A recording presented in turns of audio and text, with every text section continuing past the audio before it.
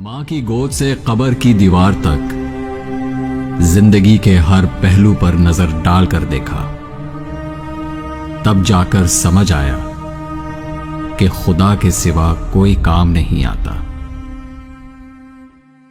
इंसान भी अजीब मिजाज का है।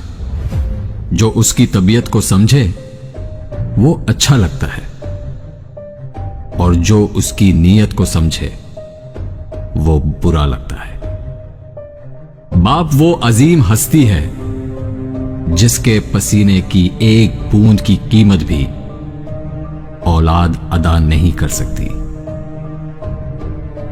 जानते हो मोहब्बत क्या है?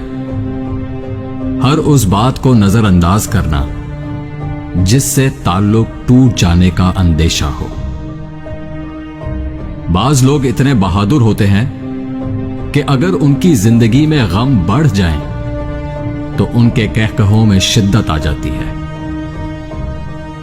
बुरी नजर लग जाए तो अच्छी किस्मत भी साथ नहीं देती।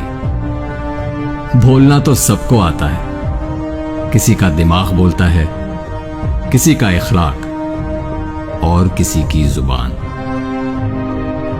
बेटियों को हमेशा कहा जाता है कि सियानी बनो क्योंकि तुम्हें दूसरे घर जाना है, लेकिन कभी बेटों को क्यों नहीं कहा जाता कि सियाने बनो, कोई तेरे लिए अपना घर छोड़कर आई है।